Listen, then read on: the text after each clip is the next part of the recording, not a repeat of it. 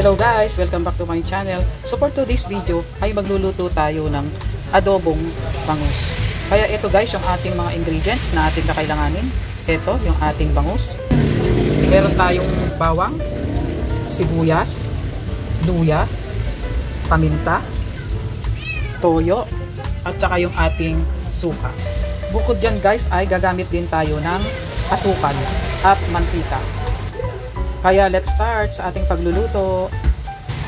Maglalagay lang tayo guys ng sibuyas sa ilalim ng ating kawali para di masunog yung ating lulutuing adobong bangus.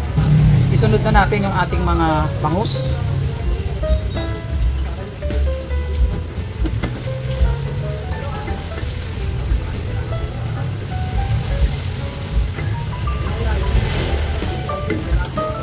Sama natin yung bituka guys. Isunod naman natin yung ating toyo, yung ating suka,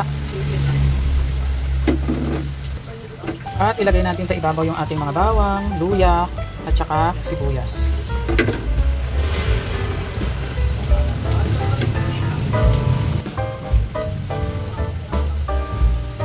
Ayan. At lagyan natin siya ng konting mantika.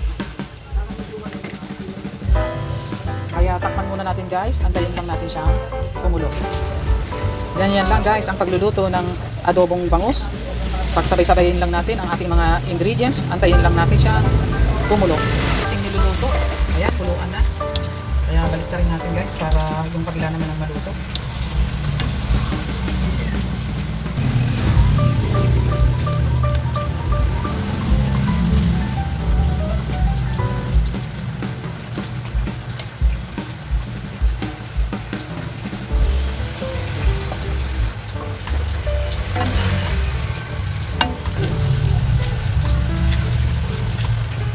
Ayan guys, mag-add na tayo guys ng asukal.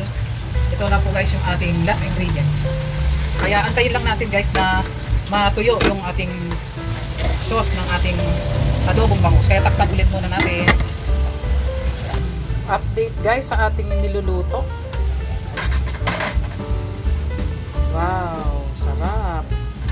Ang bango ng ating niluluto. Ayan na guys. Naiga na yung kanyang sauce. Nagmamantika na pati. Kaya it's done ang ating adobong bangus. Kaya thank you for watching and don't forget to subscribe. Bye-bye!